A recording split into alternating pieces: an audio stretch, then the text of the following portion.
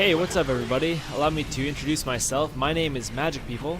I'm a brand new Black Ops commentator. I've been doing this for about 2 to 3 weeks now, and I gotta say it's been a blast. I've really enjoyed getting myself out there and meeting new people and all that jazz that you don't really care about. But anyways, let me tell you guys what I'm all about. And I'm gonna say all the important stuff at the beginning because this is quite a long video.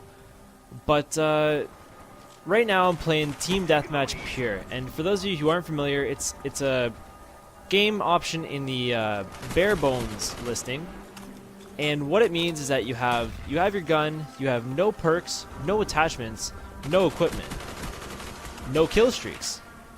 So basically, it really gets down to the basics. Hence the name bare bones. And what I think it's really great to work on your skills, work on the fundamentals of Black Ops and of a first-person shooter in general. You don't have to worry about people with overpowered weapons with the attachments or people abusing certain perks. There's nothing quote-unquote cheap with Team Deathmatch Pure, and that's why I've been playing it lately. I've enjoyed the challenge. I've enjoyed the different type of play style, and what I've noticed with all the commentators, or I shouldn't say all. That's me being a little bit presumptuous there. What I've noticed with the majority of commentators, especially the ones who are most popular, is that they're always running the regular types of gameplays. I don't think you see Team Deathmatch Pure too often.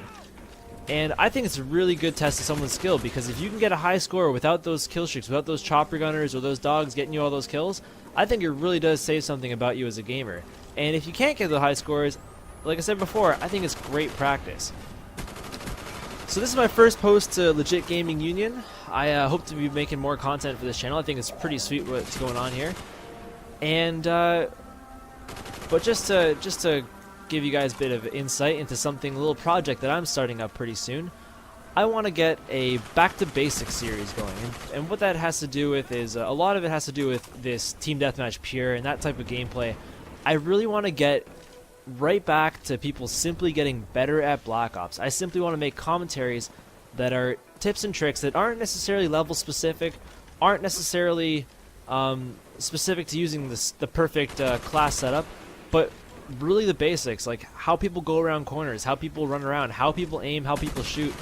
All the things that most players probably take for granted, but I think that everyone can learn from and everyone could benefit from watching and practicing. And I'd enjoy making these videos, and I think you guys would enjoy watching them because it brings something a bit fresh. It's something a little different to the Black Ops commentators community, so to speak. So like I said, I got all the important stuff out of the way in the beginning. There's quite a bit of gameplay left. So what I think I'll move on to is a completely different topic, something that I was going to save for another commentary, but I might as well bring it up now. And it's just a personal thing that I've got. I don't know what the actual average would be, and I'd be interested to find out, but it seems that all the players that I talk to who are actually decent, and that's completely objective, but people who are in general good players, they all seem to have fairly high thumbstick sensitivities. And I'm sure this topic's been covered before, but I'm bringing it up again, and I'm giving you guys my take on it. I don't know about you, but I like to think I'm a half-decent player. I usually get pretty decent scores, and people seem to be generally impressed with what I do. And I actually play on the default 2 sensitivity. And I don't know too many people who do that. I know a lot of guys, like, they play on 10, they play on 7, really high numbers like that. And I tried it the other day, and I just cannot do it. I cannot play with this high sensitivity. I need to have the control of being able to adjust my aim without completely jumping around the screen. And I don't know, that's just preference. And I mean, these other players who do that, they play really great too. So I almost wonder if I were to able to master playing with a high sensitivity, would that make me a better player? And I'm not sure, because what I've noticed about myself is that although I play with low sensitivity, and although at times it prevents me from swinging around and aiming at a guy, I think I get more kills than otherwise. And I also noticed that I think I walk around different. Like when I'm, like, you know, when you do a 180-degree turn, some people with high sensitivity, they just need to look right, and all of a sudden they're looking the other way. When I do it, I kind of walk back into the side as I look. It almost cuts down the time, and it almost gives yourself a better position for taking on an opponent who comes around behind you.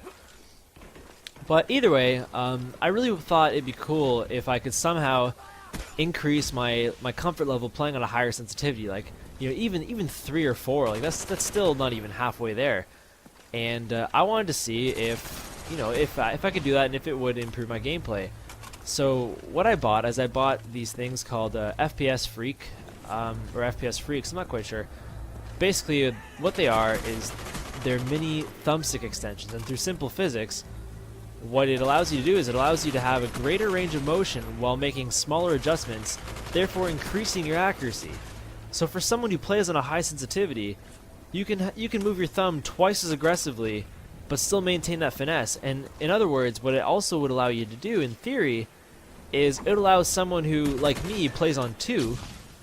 It allowed me to jump up to, say, 3 or 4 and still basically maintain the same level of sensitivity and accuracy that I'm accustomed to, while giving me the added benefit of greater speed when I'm looking around. So I bought those. They weren't too expensive. They're like $10 for 2 of them. I'm only using the one, and I tried them out, and you know, I don't know what it is, and maybe you guys might have some insight into this, and I'd be really interested in having a conversation with you guys about it.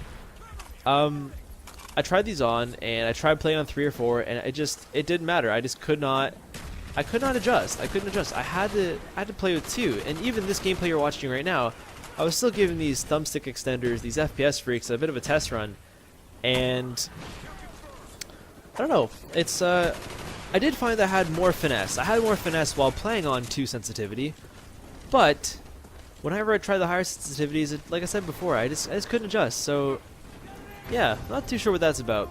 But anyways, guys, here's the end of the gameplay. Be sure to check out my channel, and within the next week, I want to have that series started, that Back to Basics series started. So if that's interesting to you, come on over and check it out, and I'll see you guys next time. Bye.